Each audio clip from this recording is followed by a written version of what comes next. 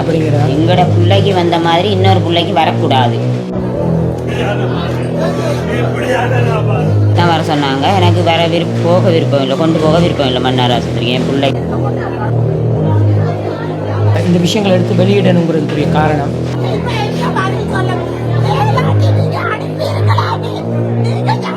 ஒன்றுமே செய்யலை. கொண்டு போய் ஓட்டில் போட்டு ஒரு டாக்டர்மார் வந்து பார்க்காம என் பிள்ளைய கொண்டுட்டாங்க.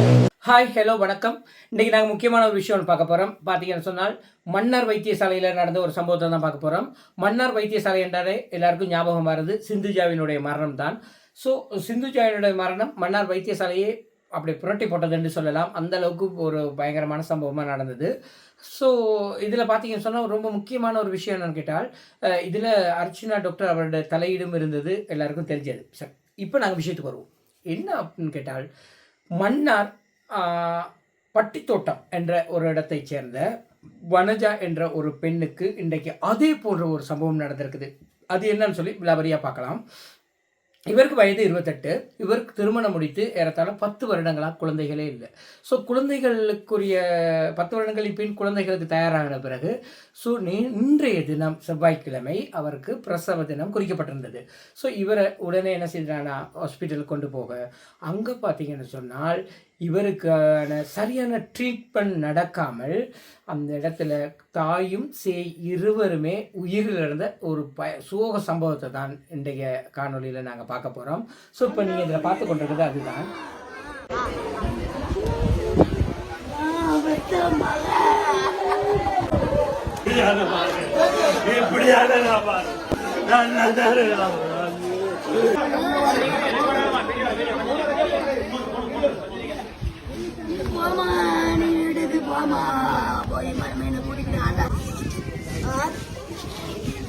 என்னம்மா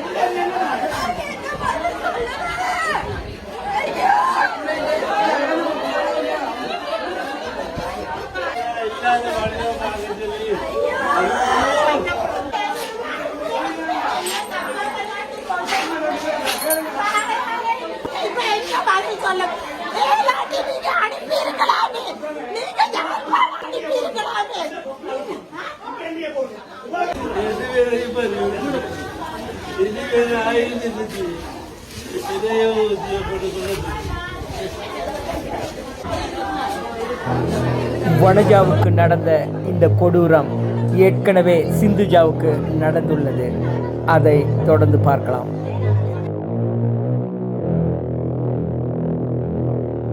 போகிற விருப்பம் மன்னாருக்கு தான் வர சொன்னாங்க. எனக்கு போக விருப்பம் இல்லை, கொண்டு போக விருப்பம் இல்லை மன்னார் ஆஸ்பத்திரிக்கு. என் பிள்ளைக்கு ஒரு நல்ல முடிவு வராமலுக்கு நான் அங்கே ஹாஸ்பிட்டலுக்கு கொண்டு போக விருப்பம் இல்லை. அதோட தான் நான் வவுனியா போட்டுட்டாங்க, வவுனியா கொண்டு போகிறேன்னு சொன்னேன். அங்கால 27ஆம் தேதி காலமே பகல் 2 மணி இருக்கும். நான் தோட்டத்துக்கு போயிட்டேன். எங்கள் வந்தவனை சொன்னாம்மா பிளட் கொஞ்சம் கூட பட்டுட்டாம்மா ஏம்மான்னு கேட்டான். என்னம்மா இப்போ பிளட் பட்டுட்டான்னு சொல்கிறியே, என்ன பிரச்சனை தெரியல, வெளிக்கிட்டு ஹாஸ்பிட்டல் போகணும். அன்றைக்கி 27வது பிறந்த நாள். அப்போ பிறந்த நாள் அன்றைக்கு தான் இந்த சம்பவம் நடக்குது. ஹஸ்பண்ட் அங்கே வவுனியாவில் வேலை செஞ்சு கொண்டிருக்கிறார். அவர் வாராரம்மா வந்தவொடனே பின்னேரம்மா பார்ப்பேன் இன்னொரு காப்பட்டா பார்ப்போண்டு. அது வரையும் 2 மணிக்கு பட்ட பிறகு ஒன்றுமே இல்லை. நல்லா இருந்தால் நல்லா சாப்பிட்டா, ஒரு கேக்கு எல்லாம் கொண்டா சாப்பிட்டுட்டு நல்லா படுத்திருந்தா. பிள்ளைய 11 மணி 11 மணி 10:30 11 மணிக்கு எழுப்பி பால் கொடுத்தா.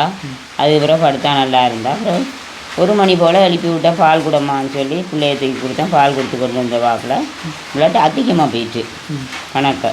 அதோட வலிக்கிறேன்னு சொல்லி ஆம்புலன்ஸுக்கு ஃபோன் பண்ணோம். 1 மணிக்கு ஃபோன் பண்ணோம். அது 1:45 வந்துட்டு ஆம்புலன்ஸ் வந்து கொண்டு போய் 2 மணிக்கெல்லாம் வவுனியா போட்டு கொண்டு போயாச்சு. பேஞ்சந்து போய்க்க தான் சொன்னேன். எப்போயுமே முருங்கன் கொண்டு போய் தான் மன்னார் கொண்டு போவோம். நான் சொன்னேன், தம்பி பிள்ளைக்கு சீரியஸாக இருக்குது, நீங்கள் நேராக மன்னாரே போங்கண்டு. சரின்னா அவங்களோட நேராக மன்னார்லே விட்டாங்க. மண்ணாரில் விட்டோன்னே அவள் ஆம்புலன்ஸை விட்டு அங்கே இல்லாமல் போயிட்டு திருப்பி பிளட் பட தங்கிட்டு. அதோட நான் சொன்னேன், அங்கே ஓபிடியில் மிஸ் பண்ணா சொன்னேன், வீச்சாரை எடுத்துகிட்டு வாங்க மிஸ், அவள் தான் நிற்கிற மாட்டாண்டு, நடந்துக்க மாட்டாண்டு. அதோட வீச்சாரை எடுத்துக்கொண்டு வந்து தான் ஏற்றிக்கிட்டு வந்தா. ஓபிடிக்கு உள்ளே விட்டு பாருந்தா. நான் பிள்ளைய வச்சுக்கிட்டு வெளியே தான் இருந்தேன். விட்டு சாமானுமே எடுக்கல, இந்த கூடையை தான் தூக்குனேன் இப்படி பிள்ளையோட உடுப்பு மட்டும். அப்போ அங்கே போனோடனே அங்கே கொண்டு போய் கழிஞ்சு கொண்டு போய் பீச்சால் தள்ளி கொண்டு போய் 6ஆம் வார்டில் விட்டாங்க. 6ஆம் வார்டில் விட்டு தொங்கல் கட்டில் விட்டாங்க. அப்போ மிஸ் கேட்டால் என்ன பிரச்சனை இப்படித்தாண்டா இப்பையும் பட்டுக்கொண்டு 2 பேட் வச்சுருக்குறேன், அதுவும் மீறி படுதுன்னு சொல்லி அப்போ போய் கழுவிட்டு வாங்கன்னு சொல்ல கழுவிட்டு வந்த பிறகு முன்கட்டிலில் போட்டாங்க. முன்கட்டிலில் போட்டு ப்ரெஷர் பார்க்குற மிஷினை போட்டாங்க. மிஷினையும் போட்டு இந்த பிபி பார்க்குறதையும் போட்டாங்க. போட்டுட்டு அந்த ரூமில் இருந்து அதை தான் பார்த்து கொண்டு இருக்கிறாங்க. போய் இதுவரையும் டாக்டர்கிட்ட போய் சொல்லி எந்த இதுவுமே எடுக்கலை. ஒரு சேலையன் போடையில் பிள்ளைக்கு என்ன இப்போ நடந்துச்சு, இப்போ இப்படி நடந்திருக்குன்னு சொல்லி அவன் மிஸ்மாரம் வந்து பார்க்கையில். அப்போ ப்ரெஷர் தான் பார்த்து கொண்டு இருக்கிறாங்க. ப்ரெஷரையே பார்த்து கொண்டு இருக்கா. அப்போ படுத்து இப்படியே 6 மணிக்கு எழும்பினான்.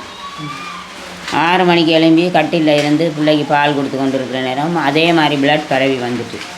அப்போ என்ன மிஸ் இங்கே பாருங்கள், அது பிள்ளைக்கு இன்னும் மிஸ் பட்டுக்கிட்டு இருக்குன்னு சொல்லி ஒரு கூட்டி கொண்டு இருந்தான். அந்த மிஸ்கிட்ட சொல்ல அவள் சொன்னா, அம்மா 7 மணிக்கு பெரிய டாக்டர் வருவார், நீங்கள் பிள்ளைய குளிப்பாட்டி கொண்டு வந்து வைங்க, இந்த கட்டிலெல்லாம் க்ளீன் பண்ணுங்கண்டு.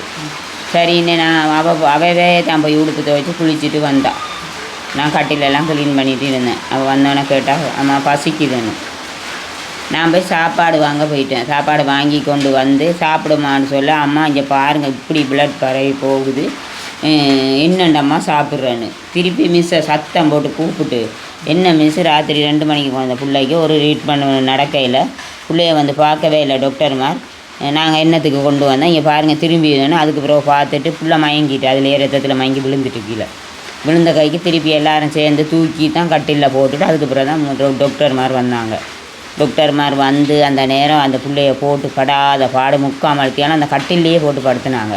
படுத்தி அதுக்கு பிறகு தான் ரத்தம் ஏற்றுறாங்க, சேலையை ஏற்றுறாங்க, எல்லாம் ஏற்றி 7:45 தியேட்டருக்கு கொண்டு போனாங்க. தியேட்டருக்கு கொண்டு போய் ஸ்கேன் பண்ணி பார்த்துட்டு கொண்டு வராண்டு. அங்கே கொண்டு போயிட்டு சரி வருந்தானே போகிற நேரம் ஃபுல்லாக கத்திக்கிட்டு தான் போச்சு அம்மாண்டு.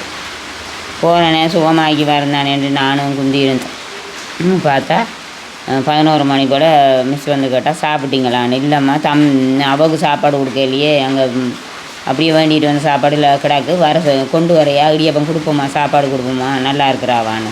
உங்களை பெரிய டாக்டர் வரையான்னு. அங்கே போனோன்னு அவர் சொல்கிறாரு உட்கார வச்சு, பிள்ளைக்கு சுயனவில்லை, என்னண்டா மூச்சு விடுற தெம்பில்லை, ரத்தம் போய் நாங்கள் வயரால் எடுத்து பார்த்தோம், சரி வரலை, மூச்சே வரலை, நீங்கள் கடவுளை வேண்டுங்க. ஏண்டா எப்படி இருக்கும் இருக்கும் சொல்லுங்களேன். அதுக்கப்புறம் வீட்டு கோலை எடுத்துகிட்டு கத்திக்கிட்டாங்கன்னா கொஞ்சம் நேரத்தில் சொன்னார், கொஞ்சம் ஒரு அளவு மூச்சு வந்திருக்கு, ஐஸுக்கு மாற்ற போகிறோம்னு சொல்லி ஆக்சிஜன் மிஷின் எல்லாம் வந்து முன்னுக்கு வச்சாங்க. வச்சுட்டு பிறகு ஒரு 10 நிமிஷம் கூட இல்லை வச்சு திருப்பி எடுத்துக்கொண்டு உள்ளே போட்டாங்க. அப்போ நாங்கள் என்ன மிஸ் ஐஸுக்கு மாற்ற போகிறோம், நீங்கள் திருப்பி எடுத்துக்கொண்டு உள்ளே போடுறீங்க, என்னென்ன உங்களை டாக்டர் வரட்டாங்க உங்களே மருமானேன்னு. அங்கே போக கோட்டை போட்டு போய் பாருங்க உங்கள் பிள்ளைய, இனி இதுக்கு மேலே எங்களால் ஒன்றும் செய்யலாதுன்னு. என்னத்தை பார்க்குறது, இதுதான் நடந்த விஷயம். உங்களோட பொடி தான் பார்த்தோம். இப்போ அர்ச்சனா டாக்டர் இப்போ அண்மையில் கைது செய்யப்பட்டவரை உங்களுக்கு தெரியும். இந்த பிரச்சனைக்கு முகம் கொடுக்குறதுக்கு முன்னுக்கு அவரை உங்களுக்கு தெரியுமா? இல்லை, தெரியாது. ஓகே, இதுதான் தெரியும். அவரும் என்ற சாவகச்சேரி ஹாஸ்பிட்டலில் இந்த மாதிரி நிறைய பிரச்சனைகள் நடந்திருக்குது. இதுகளை சரி செய்யணும், இந்த மாதிரி பிரச்சனை வரக்கூடாதுங்கிறதுக்காக போராடின ஒரு மனுஷன். அவரை அங்கேருந்து தூக்கி பேரதனையில் போட்டாங்க. பிறகு உங்களோட மகட இந்த பிரச்சனை தெரிஞ்ச உடனே அந்த ஆள் அங்கேருந்து புறப்பட்டு வந்து அதை விசாரிக்க போன இடத்துல தான் அவருக்கு ஒரு இஷ்யூஸ் வந்தது. இப்போ அந்த இடத்துலையும் அவருடைய நோக்கம் என்னென்னு கேட்டால், ஓகே இப்படி ஒரு இஷ்யூஸ் நடந்திருக்கு, அப்போ ஒவ்வொரு ஹாஸ்பிட்டலையும் இப்படி பிரச்சனை நடக்குது, இப்போ இதுகள் இருக்கக்கூடாது. இப்போ நாங்களும் உங்கள்கிட்ட இவ்வளோ மினக்கட்டு இன்றைக்கி உங்களோட இந்த டைமுகளை ஒதுக்கி நீங்கள் கொடுத்துருக்குறீங்க. இந்த விஷயங்களை எடுத்து வெளியிடணுங்கிறதுக்குரிய காரணம், இப்படி எங்கள் மூலமாக எத்தனை ஒரு 1000 பேரோ 2000 பேரோ எத்தனையோ பேர் பார்க்க போகிறாங்க. அப்போ இன்னும் இந்த மாதிரியான பிரச்சனைகள் வராமல் அதுக்கு ஒரு தடுக்கப்படணும் அப்படிங்கிற. எங்களோட பிள்ளைக்கு வந்த மாதிரி இன்னொரு பிள்ளைக்கு வரக்கூடாது, அதுதான் நாங்கள் சொல்கிறோம். இனி நாங்கள் அங்கே போராடி இங்கே போராடி எங்களோட பிள்ளை உயிரோட கொடுக்க போகிறது இல்லை. ஆனால் இனிமேல் பட்டு நாங்கள் இந்த பிள்ளைய நாளே ஹாஸ்பிட்டல் இரவு கொண்டு போகிறோம். இந்த பிள்ளைக்கு எதுவும் வருத்தம் இரவு வந்து பார்க்க அடிபடியே சரித்தானே அந்த பிள்ளை, எல்லாம் பிள்ளை உயிர் தானே, உயிரோட ஏன் இப்படி விளையாடுறாங்க? என்னத்துக்கு நாங்கள் இங்கே இருந்து ஆம்புலன்ஸ் பிடிச்சி சாமத்தில் துடிக்க அந்த பச்சை பிள்ளையும் தூக்கி விட கூடையும் தூக்கிட்டு போகிறோம். வீட்டில் படுத்து தூங்க இல்லாமையா பிள்ளைய கொண்டு அங்கே தூங்க வைப்ப கொண்டு போகிறோம். நைட்டில் வராங்க, அப்போ நடக்க இயலாது, வீச்சால் தான் வச்சு தள்ளி கொண்டு போகிறாங்க.